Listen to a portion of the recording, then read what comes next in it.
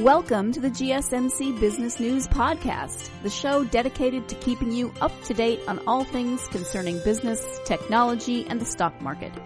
Get a head start on the day as we keep you updated on the latest goings-on Wall Street, money, jobs, and technology.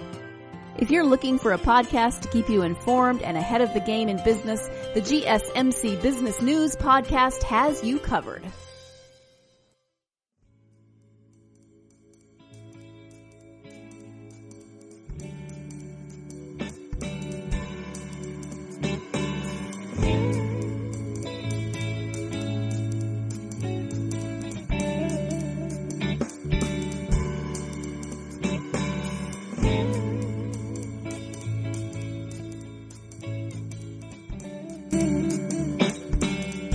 Hello and welcome to the GSMC Business News Podcast, brought to you by the GSMC Podcast Network. I'm your host, Paula DuPont, and today we have a lot of interesting business news to talk about. First and foremost, we're going to touch on the latest with the small business loans through the Payroll Protection Program. We're going to talk about state reopenings, impacts of the coronavirus to different businesses like JC Penney, also on the latest launch, of the forthcoming launch of the Apple iPhone 12. We're going to talk about artificial intelligence and its role helping businesses. And then finally, we're going to look at consumer spending. So hope you stay with me and we'll explore these topics in just a moment. So last week, Congress passed the second stimulus package that has come out since the start of the coronavirus as a way to help businesses deal with the effects to them because of the virus and business shutting down. The president signed that package and it became available today for small businesses to apply for loans through. So the package is part of what they're calling the Payroll Protection Program, and it was designed to provide loans for small businesses to help them pay their employees or perhaps hire back their employees who they might have already laid off or furloughed. So the whole idea is to keep people being paid and to keep small businesses going when it seems pretty dire for them right now and they're struggling to survive. In the first round of loans, which offered about $342 billion to small businesses, those funds were depleted in a matter of 13 days. There was a huge deluge of applicants for it, including applicants who otherwise had access to capital that they could use because they're part of bigger corporations. And a lot of that came to light during the process when these loans were being assigned and or being accepted. And, the criticism drove pressure for some to give the money back. And where those who weren't pressured, the Secretary of the Treasury had come out with a plea for them to return the money. Those companies who are publicly traded and who could otherwise draw from other funds to give the money back. So some have and some haven't. And I'm not sure if that's going to end up being a battle somewhere or not. I think it all depends on how many small businesses are actually going to be able to take advantage of this new offering that opened up today. So today the system opened, E-Tran system that the Small Business Administration uses to take loan applications.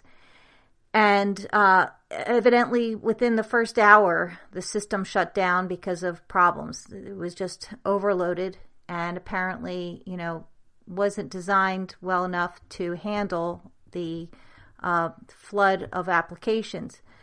So presuming that gets back into place or gets working again, there's going to be, a tremendous amount of activity expected there. I know that there are 5 of the largest banks apparently have $1 billion available collectively to offer through the loan program, and even they were shut out of the system today when it broke down. So there's an awful lot of need. There is money available. The banks are looking to use the system to make it available. It's just a matter of, is the system going to be able to handle it? I mentioned before that there are companies who voluntarily gave back the loans that they got, and some who did after increased pressure from the government and others to do so. So I just wanted to mention a couple of them. I've talked about them a little bit before, like Shake Shack, Ruth's Chris. Initially had taken the money, was keeping it, but then they had decided to give it back as well. A company, Potbelly Sandwiches, the sandwich chain, they had a $10 million loan, which they gave back. Apparently, there's been 13 firms, public firms, that will return almost $170 million back to the government to disperse. And it's estimated that those funds that were returned could provide up to 825 loans. And that's if, of course, the loans average in size about $206,000. I believe now in the first round with the rules, I believe that the max that a company could get was $10 million. But some of these larger companies got more than that, but it's likely that they did that through different subsidiaries or groups. One company, for instance, AutoNation Inc., which is one of the largest car dealership chains, they gave back $77 million that it got through the program. So, again, I'm not sure quite how they were able to secure that amount, but at least that amount is going back into the funding that should be available to businesses. And it was, I saw a story earlier today of a businessman who owns a couple of pizza restaurants, and he had said that he had applied through the first offering and did everything right. He actually went through the bank that he's used before, that he's done his banking with, because that was supposed to be an advantage, according to someone who advised him. And with that, he did not get approved. And when he saw the larger corporations who did get approved, he was pretty upset about it. And it would seem that, he said that, he's applying again. He's hoping that he'll take advantage this time around. And he said the reality is that if he doesn't get a loan through this next offering, he's not going to be able to keep his restaurants open. And I think that's a resounding message heard from throughout the country with small businesses like his who aren't part of a bigger chain, aren't publicly traded. They're going to struggle. And, it's just unfortunate that not only will companies who've been around a while, maybe even been passed down through generations, but I know of an instance of a couple of smaller regional restaurants that were all ready to open and had actually just, gotten everything in place, hired staff, did the renovations of the restaurant, secured all the supplies, was ready to go, got the licensing, everything was in place, and the unfortunate timing of it was they were ready to open just moments practically before the lockdown occurred. So you figure the kind of money that's tied up into opening a new business, what's entailed with that, and then not being able to even launch it, never mind keep it going. So I think there's still going to be a lot more pain out there with this program because there probably isn't a number high enough that would be able to cover all the small businesses that are struggling.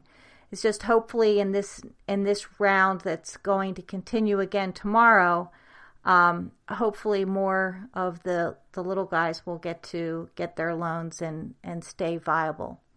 So we're going to take a break, and in a moment we'll be back and we'll talk about state reopenings. You really can't underestimate the importance of having the right creative work for your brand or your product. Whether it's a logo, a website, a book cover, or an ad campaign, you really need a quality design to make that big difference pop and deliver your overall engagement and success in a competitive market. That's where Design Crowd comes in. Design Crowd has over 750,000 designers from Sydney to San Francisco ready to help you with awesome creative ideas. They make crowdsourcing work for you. So if you need a logo or you're working on your creative branding, you can go to designcrowd.com and post a brief describing the design you need. And then within about 2 to 7 days, you'll receive up to over 100 different designs from designers around the world. Then you pick the best design and approve payment to the designer. So you're only paying for the design that you want. It takes a lot of the guesswork out of freelancing and out of crowdsourcing.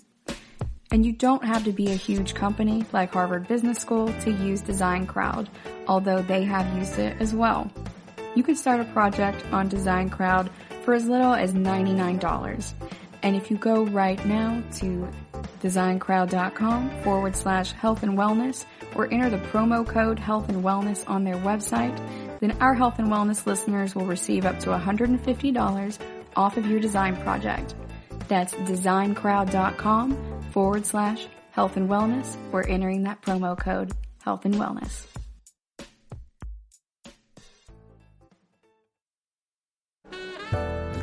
Are you looking for a podcast that gives you all of the latest news from the world of finance? Then check out the GSMC Financial News Podcast. We'll delve into the ups and downs of the stock market, changes in the economy, and news from the world of real estate and technology. From breaking news on the New York Stock Exchange, NASDAQ, or the overseas market, to updates on the bond market, if there's money to be made, we'll cover it on the GSMC Financial News Podcast.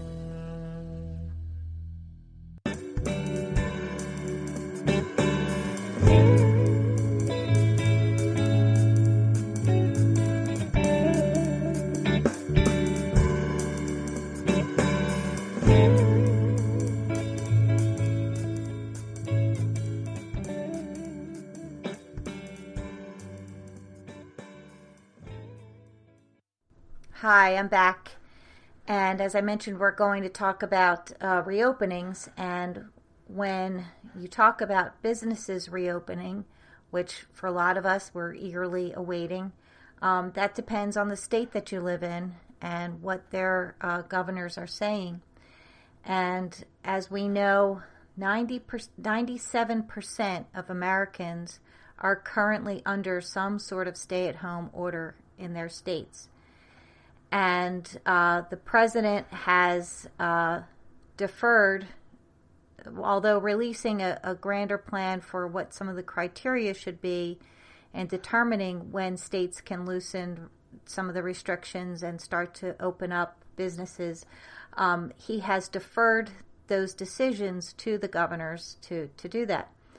So the guideline that that magical date that some are looking at is May 1st. And of course that's this week. And it really, again, varies widely across the country in how it's being looked at if anybody is reopening or loosening restrictions at all at that time. So that really kind of runs the gamut. One state, Georgia in particular, started to ease restrictions last Friday of last week, April 24th. And they allowed gyms, fitness centers, bowling alleys, tattoo parlors, hairdressers, nail salons, massage therapists, barber shops, So all of those were allowed to open on April 24th with restrictions. The restrictions were going to be social distancing. So, you had to be a certain number of feet apart from another customer or another gym member, and health screening for employees, so that the places were considered safe. And I'm sure there's other guidelines as well. It struck me when I saw an image of someone getting a tattoo last Friday. Not that I have anything against tattoos. It's just that it's such a strong visual image when you consider, all the social distancing that we've had to do. And there isn't much more intimate of a situation than getting a tattoo. Now, of course, there's gloves involved and sanitary conditions that are required and are taking place. But again, it's that initial shock. It's just like sometimes when you watch certain TV programs and you see footage of, baseball games or concerts or people, hugging other people on a show, and you bristle at first because it's like, wow, we don't do that. It's become very awkward. So seeing some of these businesses open up is a little jolting, just because we've been away from that for so long. So that's happening. Then you have other states like in California, for example, where over the weekend some overhead visual images came out of crowded beaches where there were a lot of people there, and they weren't 6 feet apart, they weren't 6 feet apart or anything close to that. And evidently it drew a good bit of attention by the governor, who said, if people aren't getting it, if they don't get the rules of social distancing, we're not going to be able to open up. And as far as I know, at this point, there is no date in mind for when these restrictions and stay-at-home orders are going to come down in California. I think that's still being determined. And they're still, from what I understand too, I believe they're still climbing the curve here. I don't know that they've plateaued yet or on the flatter end of it. So, you have different extremes going on, and it's going to be interesting. The other thing is that states are making pacts with area states, and I think that's actually a good thing, because, the behaviors don't end at the border when people work or travel back and forth to other states in the neighboring area. And so you have to do it in tandem with the states around you. And to do it in isolation just doesn't make any sense and probably sets you up for failure. So in California, I believe, he's part of a pact with some Western states in looking at how they're going to open up businesses. So it's pretty interesting. And I think, as has often been said, one of the common themes of reopening for business, for states, is testing. And how are we going to make sure that employees are screened and we know that they're healthy to go back into the workplace and interact with other people? And how are we going to assure the safety of those coming into buildings, whether it's their place of work or whether it's as a customer or a theater goer, whatever the situation might be. What's interesting is you do hear different points of view about the whole outlook on the outbreak.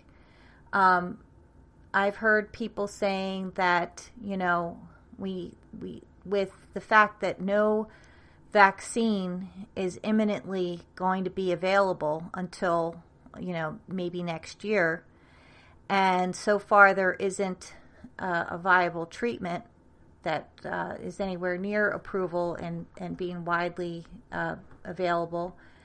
I should just say plain out, there's nothing on the horizon that's been approved or looks like it's being close to being approved. But with those factors and the fact that, the virus continues to spread, there's some that seem to have this idea that it's going to be around for the next year, maybe 18 months, and that we need to just brace ourselves for it. And perhaps it's like exposure therapy. We need to start living life and getting out there and kind of hope for the best. And I saw a clip on a news program with a little interview with the mayor, I think it was Jersey City, New Jersey, where they just opened up parks today for the first time since the lockdown. And the idea is, at some point, we're going to have to venture out. We're going to have to let people get out a little bit.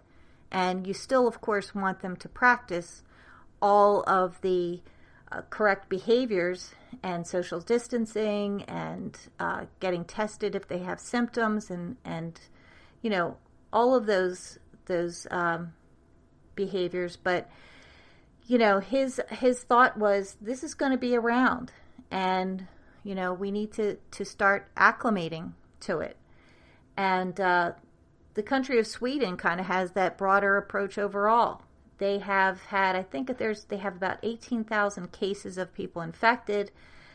They have, a pretty, relative to other countries in Europe, a lower number of deaths per capita.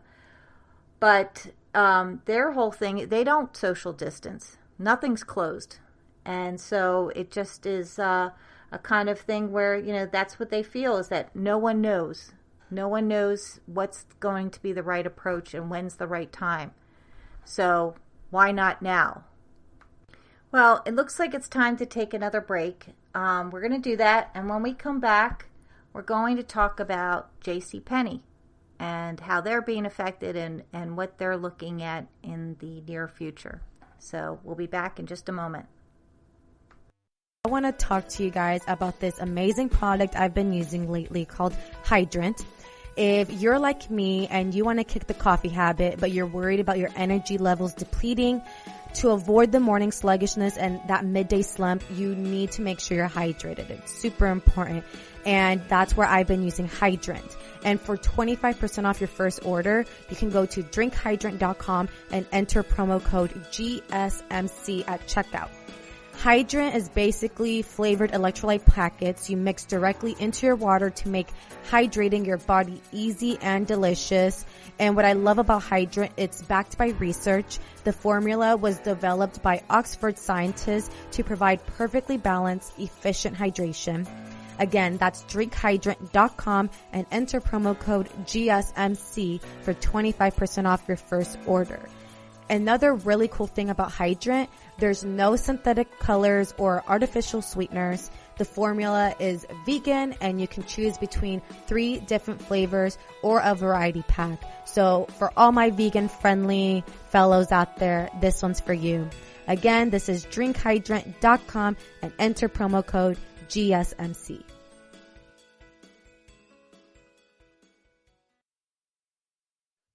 Do you work in the world of marketing and advertising? Are you a media buyer or the owner of an agency? Have you been looking for a podcast to help stay on top of all the goings on of those worlds? The GSMC Marketing News Podcast is dedicated to keeping you up to date on all things concerning marketing and advertising. Get the latest marketing news, from what major businesses have planned for the coming year to the newest trends in advertising, from podcasts, digital and streaming, to the old standbys of radio, television, and billboards. The GSMC Marketing News Podcast has you covered, whether you're a marketing agent or a business trying to expand your brand.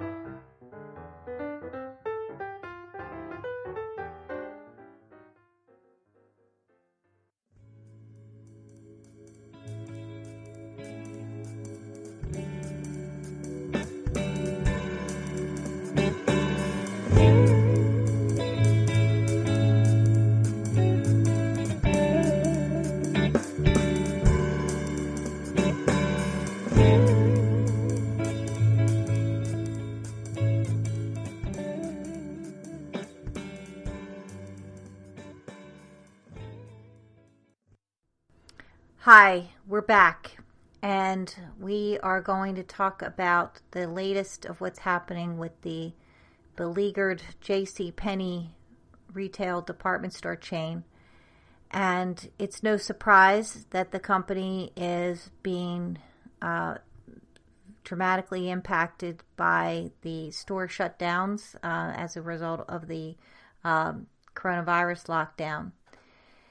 And JC Penney is basically on the verge of bankruptcy, and they may be looking for a loan as large as $1 billion to carry it through a potential Chapter 11 process. And by the way, this information is per the Wall Street Journal that reported on it. The store shutdowns have basically driven this, but as many know, the chain has been struggling for a number of years to find its footing in the retail world, particularly in this cultural shift towards e-commerce and being able to buy those same things online cheaper and more conveniently. And so JC Penney, like a lot of other brick and mortar retailers, has been struggling to define its space and its brand in this big cultural transition. And so that was happening even before the coronavirus. Enter the coronavirus, and it has to close down, at least temporarily, many of its hundreds of stores.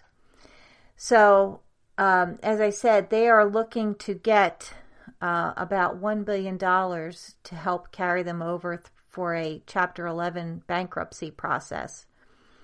And they have apparently about $3.7 billion in debt. Now, I guess the issue is like what happens with other companies who go for funding to get through a bankruptcy case, where the government or the laws are designed to actually help companies stay alive and to get back on their feet. Unfortunately, it's not the case with a lot of companies that do seek this type of help. Nearly half of the more than 50 retailers and supermarkets that have filed for Chapter 11 over the past 15 years closed all of their stores, according to this article, and they went out of business for good. And JC Penney is saying that they don't intend to do that, that they want to keep their stores open and continue. But, you know, the other piece of that is that if you do get a bankruptcy loan, there's typically some type of financial covenant or covenants, and they would mean that, you know, if certain things happened where the company wasn't meeting the threshold it was supposed to, it can trigger a default, and the company is put on the path to liquidate. That was the case with Toys R Us and with Barney's that had similar situations.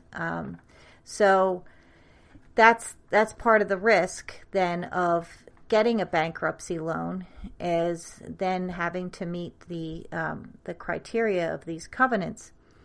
The other thing that in the JC Penney case that hurts them a good bit is that its shares are way down. I mean, right now their stock shares are below $1, and they are at the point where they may be delisted from the stock exchange as a result of that.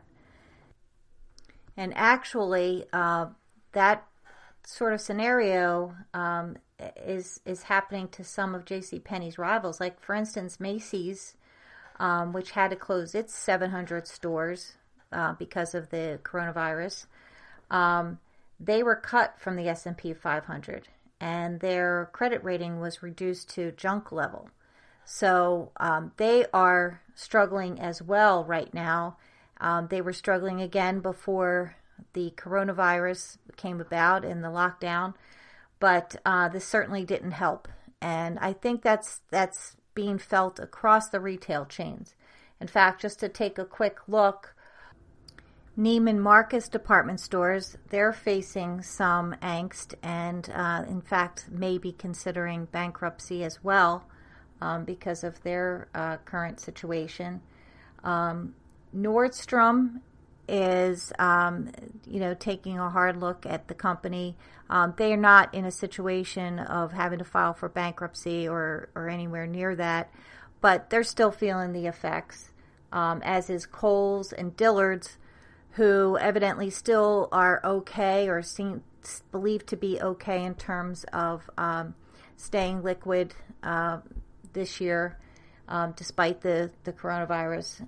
Sears has restructured since their bankruptcy. They are still in the process of selling off some of the business. But they're reevaluating as well. So I think all of your major chains are deeply impacted by this and are looking at, how they're going to survive in this space. But, truthfully, they've been dealing with this now for a while, and it's not only the impact of e-commerce, but, you consider other things like there are now companies like Stitch Fix who will put together outfits for people. It's like a monthly subscription service. There's also clothing rental companies like Rent the Runway, who incidentally, like other e-commerce companies, they are also being impacted by the coronavirus because with people working at home, they don't have as much need to have newer fashions and work clothes.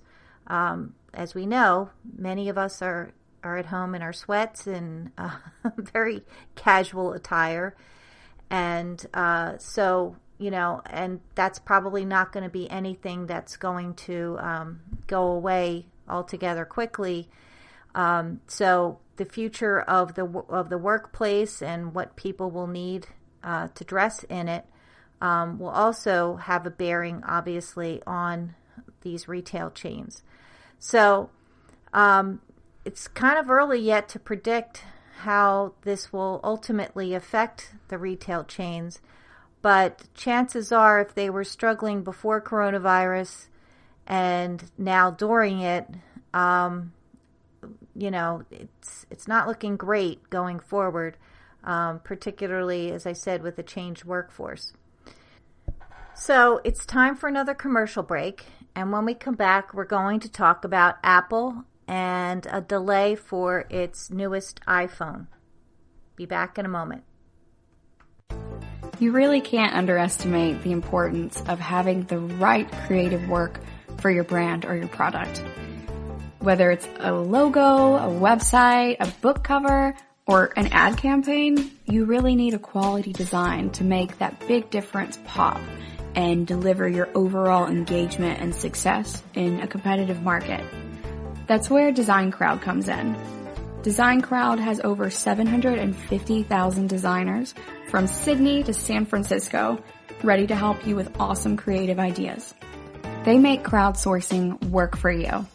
So if you need a logo or you're working on your creative branding, you can go to designcrowd.com and post a brief describing the design you need. And then within about 2 to 7 days, you'll receive up to over 100 different designs from designers around the world. Then you pick the best design and approve payment to the designer.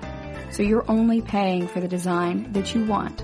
It takes a lot of the guesswork out of freelancing and out of crowdsourcing. And you don't have to be a huge company like Harvard Business School to use Design Crowd, although they have used it as well. You can start a project on Design Crowd for as little as $99. And if you go right now to designcrowd.com/health and wellness or enter the promo code health and wellness on their website, then our health and wellness listeners will receive up to $150 off of your design project.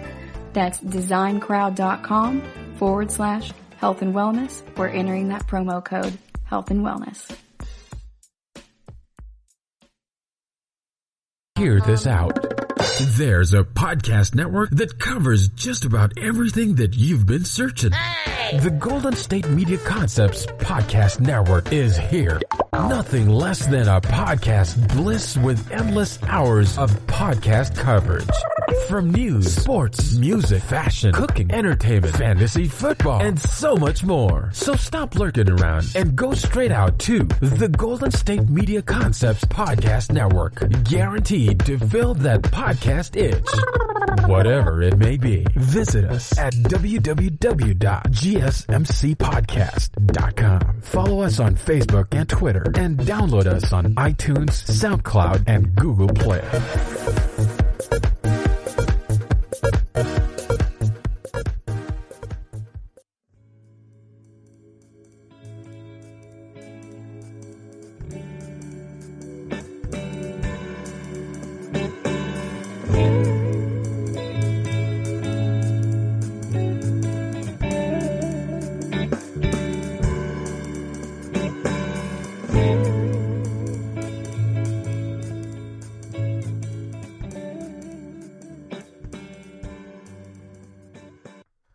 Hi, I'm back.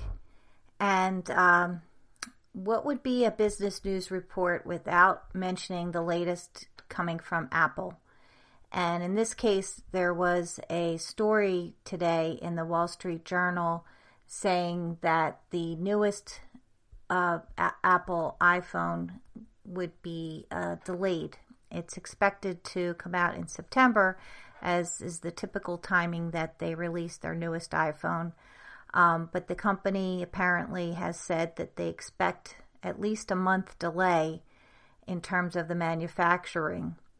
Apparently, they produce their iPhones, or they do a lot more manufacturing during the summer months in anticipation of the fall rollout, the September rollout. This time around, it looks like it could be October or even November before the iPhone 12 would be available. Now, some interesting things about the iPhone 12. We don't know a lot about it, but there's some speculation that it will have 5G connectivity. And that, of course, has been highly anticipated, that a lot of the new phones coming out in the future are going to have 5G as the minimum. But this would be the first Apple offering of 5G connectivity. That's not confirmed, by the way, and it's possible that if there is 5G, it could be as part of one of the other 4 iPhones that it's expected to release later this year as well. They're looking at 4 other iPhones that would be basically retooled versions of, I think, the iPhone 11. These would be, they're looking at ones that would have a phone screen size of 5.4 inches, 2 that would be 6.1 inch, and then one, a larger size phone that would be 6.7 inches. So those are what's expected later this year. So I guess at this point that would look like December, depending on, again, when the 12 comes out. So it's interesting to see. Now the company, it's saying that it's because of reduced consumer demand, but there also are factors that the people that work on the iPhones from this country and go to China, go back and forth to, check on the manufacturing and do that. Well, naturally, travel has been restricted, particularly to those hot zones in China. And so that issue, I can't imagine that the shutdown in China, which has now been lifted, that didn't play a role as well. You consider that they are producing pretty much all their phones over there, manufacturing them. So it's got to have an impact then on the latest, or the new launch expected in the fall. They do, however, have the iPhone SE, which was announced a few weeks back, that they started to take orders on. I'm not sure if they're currently being delivered, but this is the more affordable iPhone that's price point of $399, and it's supposed to be like a more stripped down version, about the size of the iPhone 8, but with a home button, for those people who really miss having that. If you're familiar with the iPhones, you know that these more recent versions don't have that home button that was kind of standard for a long time with the earlier models, and it does take a little getting used to. I had a kind of a big jump from, I think I went from a 6S up to the 11, so it was a little bit of a change for me, but it's not a big deal. I see the advantages of it, so that's good. Like anything with technology, you acclimate pretty quickly and become a quick fan of the new improvements to it. So don't mean to sound like I'm biased about iPhones. I know that Androids are great as well, and have features that we've been trying to catch up to in some ways with iPhone. But in any case, the new ones are in the works, but we're just not going to see them right away. And I think this is going to really show us overall, what the impact is of the shutdown in China, and then has rippled throughout the rest of the world in terms of manufacturing and having to close up. And the Chinese factories who've been back to work, of course, they're facing reduced demand for their products from the rest of the world who's been shut down dealing with the coronavirus. So, the supply chain is waiting for the demand in order to catch up. So this is just one of those areas where we're really going to see it because, of course, that's where the phones are largely manufactured.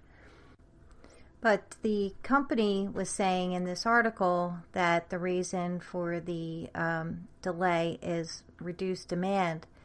And I can only imagine, they're obviously making projections right now based on what's happening now, but it will be interesting to see once we do get into September just how much people are willing to spend and are hungry for the newest iPhone.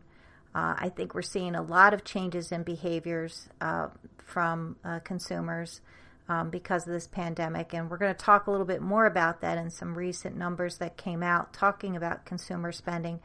We'll talk about that later on in this podcast.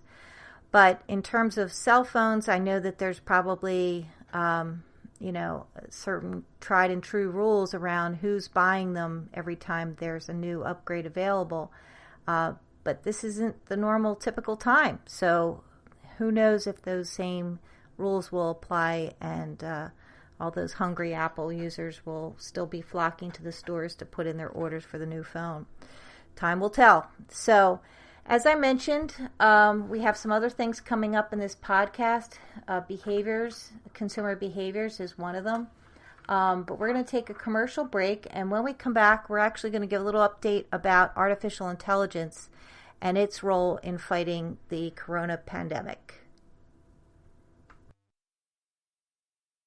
Are you tired of the same old news? Are you sick of the seemingly endless political spin and negativity? The GSMC America Still Beautiful podcast is a weekly news podcast covering all the top positive and uplifting news stories. We cover stories that will inspire, uplift, and remind you of the good in the world. Tune into the Golden State Media Concepts America Still Beautiful podcast to get all the great and positive news stories of today. Download the GSMC America Still Beautiful podcast on iTunes, Stitcher, SoundCloud, Google Play, or anywhere you find podcasts. Just type GSMC in the search bar.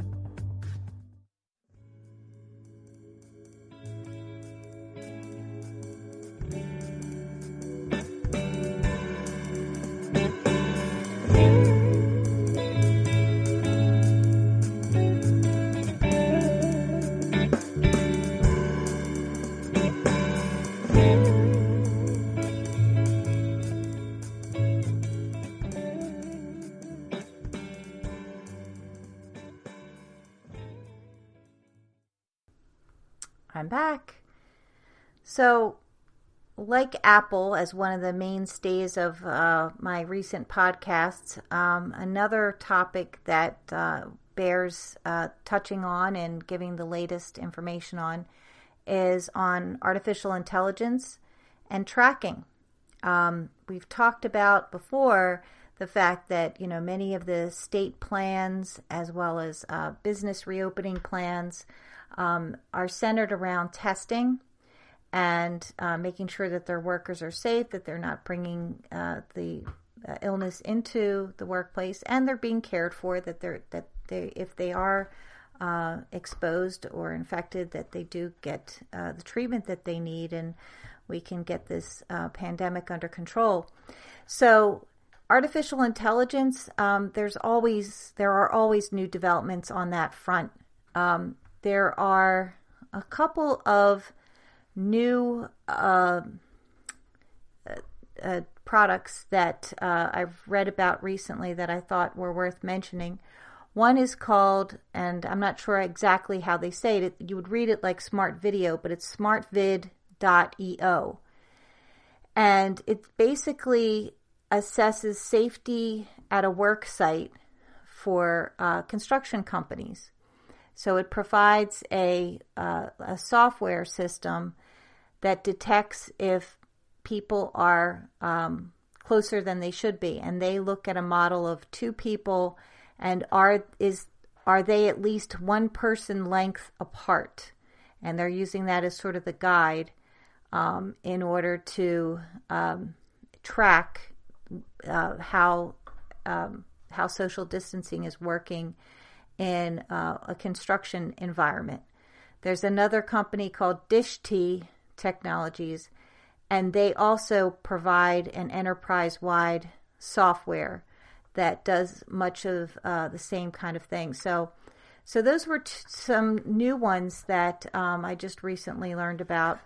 But, in terms of how artificial intelligence is used in tracking, you have, of course, the Apple-Google partnership that's been talked about a lot. Apple and Google announced the partnership a few weeks ago, I believe, and they were working on something where they could use it across the iPhone and Android platforms as a way to look at contact tracing and developing an app for that would work on both platforms. And so recently they had released an API that would allow iPhones and Android developers to create a contact tracking app. Now, this technology relies on Bluetooth technology, where you have the iPhones being able to communicate to each other through Bluetooth technology. And what they would do is they would, your phone would be able to connect with another phone and determine if there's a risk of exposure of an individual to someone who tested positive for COVID-19. And so the whole intent behind that is for medical systems, throughout whatever area this would be deployed, where they could look at, they could do some quick contact tracing to figure out, who's been exposed and who's in need of further testing to validate whether or not they do have COVID-19. So this has raised, of course, some skepticism that this could be, Big Brother watching you, your phone giving information about yourself, personal information to someone else, and government having that information. And then even if you believe in the reason for that data transfer being used to fight the corona pandemic, what would stop the government or others from using this information for other purposes down the line? And that whole idea of function creep, as they say. So when something goes beyond what its intended use was for. But the developers, or Apple and Google, in developing this, have addressed it, have set it up in such a way that you have to opt in to use it. So it's not that someone's going to automatically install this on your smartphone. It's something that you opt in. Privacy and this ability to opt in was an important factor for different countries in Europe who were considering using this technology from Apple and Google. They wanted to make sure that there was a privacy-friendly approach to using this tracking app, and the United Kingdom, France, and Germany all wanted Apple and Google to they wanted to use their system, but they wanted them to make some modifications in order for them to feel comfortable with using it. And at the same time, they were all using their own type of tracking, or they were looking at different models for that, and they wanted to be able to integrate it with the Apple Google. I got to find a quicker, easier way to say that. There probably is a name for that project, and I just don't know what it is right now. So if somebody out there knows it, please mention it in a comment on our Facebook page or Twitter or something. But in any case, the Apple Google tracking software or app has gotten a lot of attention in Europe, and actually at this point in time, those three countries that I mentioned, United Kingdom, France, and Germany, are working with the tracking system, the tracking app, because it has addressed the concerns that they had. Meanwhile, other countries in Europe, Austria, Switzerland, Estonia, they've developed their own types of tracking systems which uses a decentralized model, decentralized protocol, which they call DP3T. And but now apparently this will be able to be used with the other tracking system as well. So you figure in Europe, with their countries' close proximity to each other, they need to really have a compatible system. And so it would seem that some of the privacy concerns and the fact that it is an opt-in type of program, that the privacy concerns are being addressed. So anyway, that's the latest on that being used throughout the world, or at least in Europe. I don't have an update at this point as to where it stands in the United States, although I think that I'm not sure if it is something that would be adopted at a state level or how that would actually get used. Again, if it's something that you opt into, perhaps it doesn't need necessarily state approval. So again, if you have information on that you could help me with, I would really appreciate it. And you can do that by leaving comments on the Facebook page or Twitter, or you could email us at GSMC Podcast Network. Well, that brings us to our next commercial break. And when we come back, we are going to talk about consumer behaviors and some recent numbers that came out that show us what we kind of already know and what we're living through, what we're witnessing, and our own behaviors around spending. But we're going to get a little more into that. So I'll be back in a moment.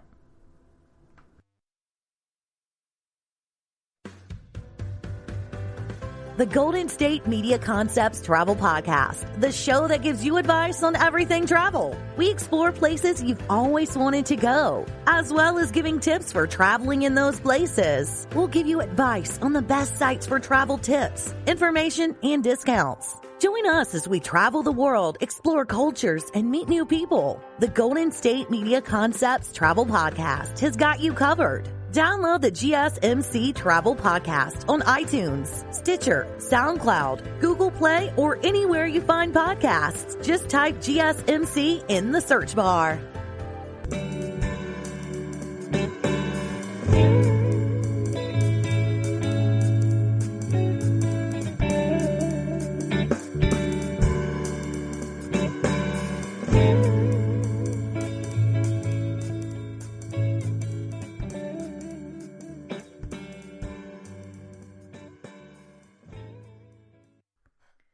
Well, here we are in our last segment of today's podcast, and we're talking about consumer spending. And probably some of the things that I'll mention and touch on won't come as a complete surprise to you, but at least there'll be some validation of what we've known anecdotally. The New York Times recently did some data analysis based on data it got from the Earnest Research Group, and they looked at the credit card and debit card purchases made by about 6 million consumers across the United States. So just again to clarify, this does not reflect any cash purchases. However, when you figure 97% of the country being in lockdown, a lot of purchases are probably being made by credit card or debit card anyway. So if you heard nothing more about the details of this report, I guess the headline is grocery spending up, travel spending way down. And I'm sure, again, that doesn't come as a surprise. Where you've had some companies like Walmart and Amazon and Uber Eats have seen a tremendous spike.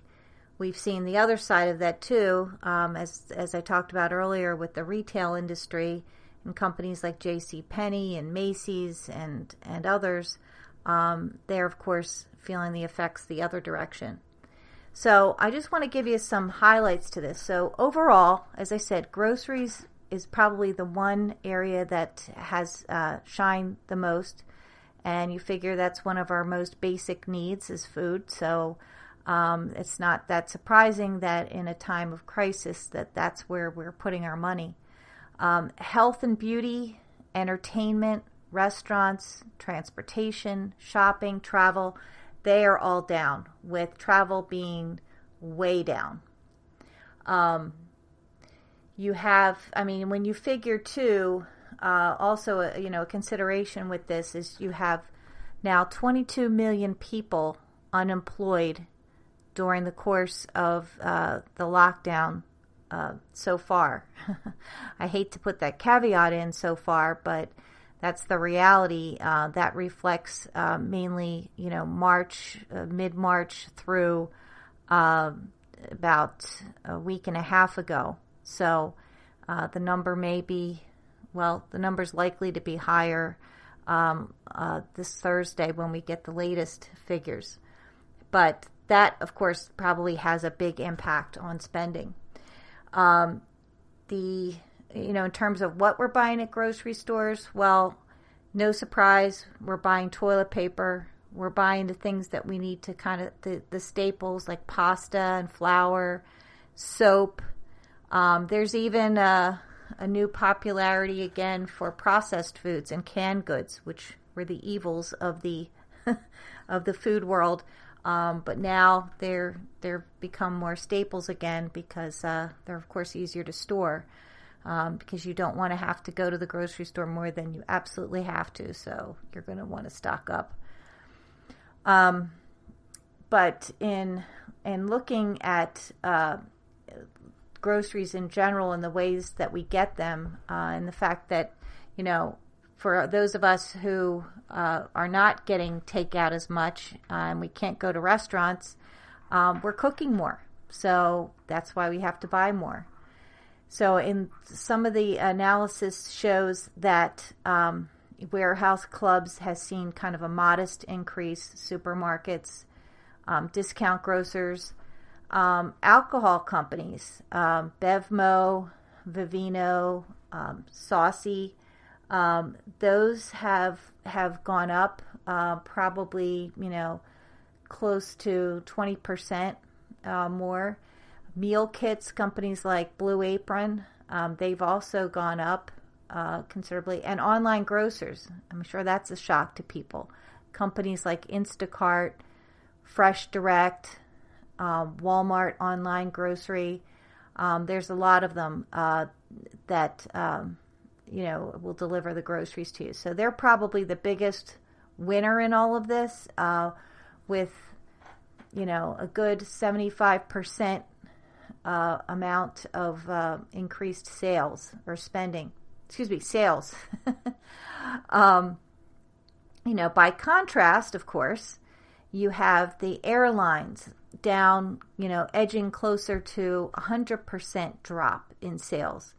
That's mainly legal. People are not supposed to be traveling. So, that's naturally why that would be down. And goes with that is lodging. And cruises, of course, they are down dramatically. Online travel agencies and rental cars in general are down. And these show losses or declines in spending greater than 50%. So it's pretty significant. And right there along with it, to no one's surprise, I'm sure, is restaurant dining. You have fine dining down pretty dramatically, edging towards 100% decline in sales. Casual dining, fast food. By contrast, delivery services for food, that's gone up close to 50% in increase of sales there. When it comes to media and entertainment, it's a little mixed. Mostly when you consider a lot of the live events, to no one's surprise again, that's been way down because they've been forced to shut down.